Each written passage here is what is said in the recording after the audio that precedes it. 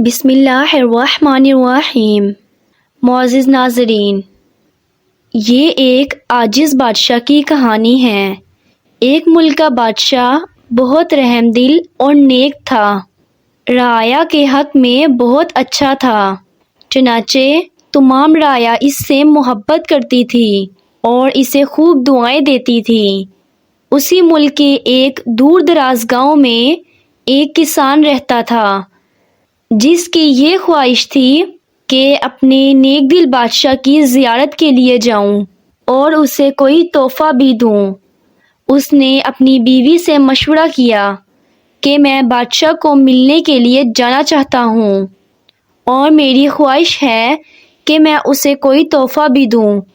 تم مجھے مشورہ دو کہ میں بادشاہ کے لیے کیا تحفہ لے کر جاؤں۔ بیوی نے کچھ دیر سوچا اور کہا کہ بادشاہ کے پاس تو ہر چیز ہوگی، ہم اسے کیا تحفہ دے سکتے ہیں؟ ہاں، میرا ایک مشورہ ہے کہ ہمارے گھر کے پاس بہنے والے چشمے کا پانی بہت میٹھا اور ٹھنڈا ہے، اور ایسا پانی یقیناً پورے ملک میں کہیں بھی نہیں ہوگا، حتیٰ کہ بادشاہ کے پاس بھی نہیں ہوگا، تو تم اس کے لیے یہ پانی لے جاؤ۔ کسان کو یہ تجویز پسند آ گئی اور اپنے چشمے سے پانی کے 2 گھڑے بھرے اور اپنے گدھے پر رکھ کر بادشاہ سے ملاقات کے لیے روانہ ہو گیا۔ کئی ہفتوں کے سفر کے بعد کسان بادشاہ کے محل تک پہنچ گیا اور اس سے ملاقات کی اجازت چاہی۔ اجازت ملنے پر بادشاہ کو تحفہ پیش کیا اور اسے بتایا کہ یہ میرے گاؤں کے چشمے کا پانی ہے اور ایسا میٹھا اور ٹھنڈا پانی آپ کو پورے ملک میں کہیں بھی نہیں ملے گا۔ بادشاہ کے اشارے پر وزیر نے گھڑے کا ڈھکن اٹھایا تو کئی ہفتوں کے سفر کی وجہ سے پانی میں بدبو پیدا ہو گئی تھی۔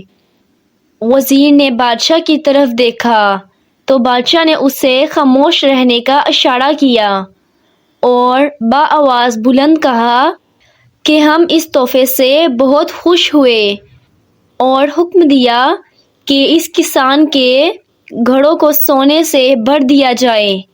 کسان بہت خوش ہوا۔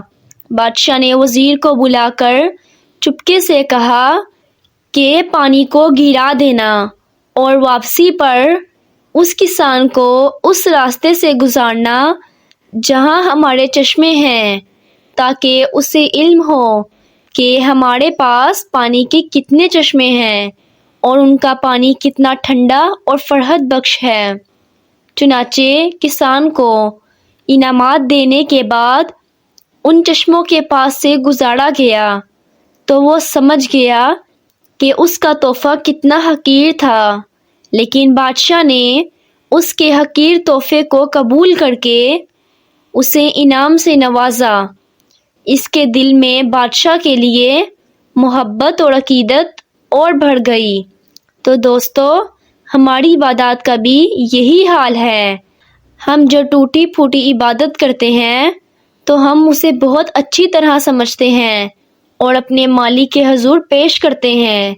عبادات کی حقیقت معلوم ہونے کے باوجود وہ مالک الملک نہ صرف ان عبادات کو قبول کرتا ہے بلکہ انعام کے طور پر بے شمار نعمتوں سے بھی نوازتا ہے، حالانکہ اسے ہماری عبادتوں کی ضرورت نہیں ہے۔